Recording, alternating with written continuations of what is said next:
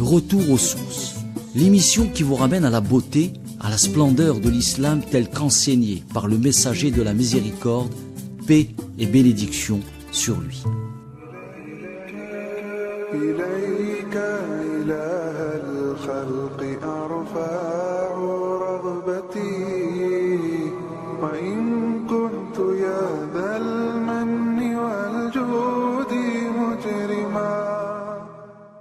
بسم الله الرحمن الرحيم الحمد لله رب العالمين وصلى الله على سيدنا محمد وعلى آله وصحبه والتابعين وبعد السلام عليكم ورحمة الله وبركاته.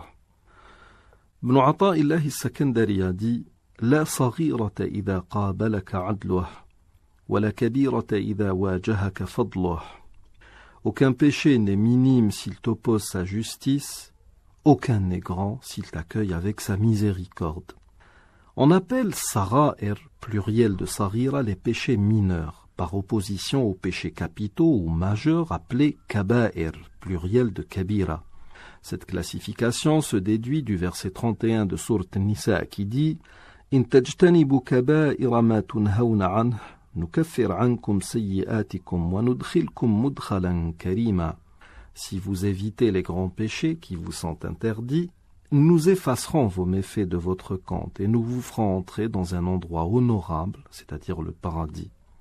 Cette classification se déduit également d'un hadith rapporté par Muslim, d'après Abu Hurayra radiyallahu anhu, où le prophète alayhi salatu wassalam a dit « As-salawatu al-khams, wal-jumu'atu ila al-jumu'ah, wa ramadanu ila ramadan, mukaffiratun lima baynahunna idha ijtunibatil kaba'ir » Les 5 prières obligatoires, celle du vendredi au vendredi suivant, le jeûne du ramadan au ramadan suivant, font absoudre ce qu'il y a entre eux comme péché, si toutefois on a évité les plus grands. Dans cette classification, le péché majeur est celui qui a été cité en tant que tel par le Coran. Et là aussi, il y a une hiérarchie qui fait que certains péchés sont plus graves que d'autres. Les savants citent à la tête de cette liste Ashirku billah, l'associationnisme, Uququl walidain, l'impiété filiale, Qatlun nafs, le meurtre, Qadful muhsanat, accusé à tort d'adultère les femmes chastes, Aklur riba, la pratique de l'usure, Al-firaru min az-zahf, la fuite pendant le combat, Aklu malil yatim, spolier l'orphelin, Zina, la fornication, Kitmanu shahada, terrain témoignage, Al-yaminul ghamous, le serment mensonger, Shurbul khamr, la consommation du vin, et aussi tarkus salat, l'abandon de la prière. Bien sûr, les péchés capitaux ne se limitent pas à ceux que nous venons de citer. Certains de ces péchés comptent parmi ce que le prophète alayhi salatu wassalam a qualifié de as-sab'ul mubiqat, les 7 pernicieuses. Dans un hadith rapporté par al-Bukhari et Muslim d'après Abu Hurayra radiyallahu anhu, il a dit « Évitez les 7 pernicieuses », il dit au messager de Dieu. Et quelles sont-elles? Il dit « Associer quoi que ce soit à Dieu, pratiquer la magie, tuer sans raison légitime l'âme que Dieu a faite sacrée, manger l'intérêt ou pratiquer l'usure, manger les biens de l'orphelin, tourner le dos dans la bataille, accuser à tort d'adultère les femmes chastes, croyantes et distraites. » Maintenant, qu'est-ce qu'un péché mineur? En fait, il n'y a pas de ligne de démarcation entre un péché capital et un péché mineur.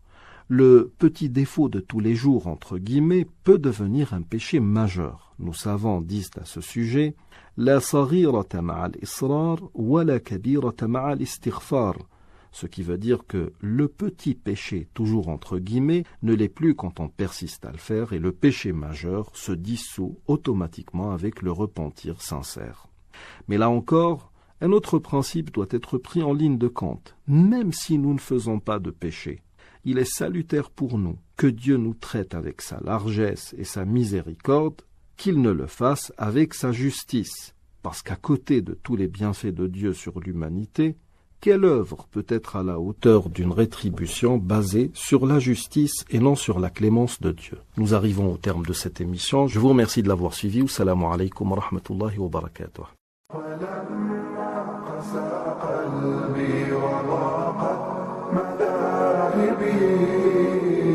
جعلت الرجاء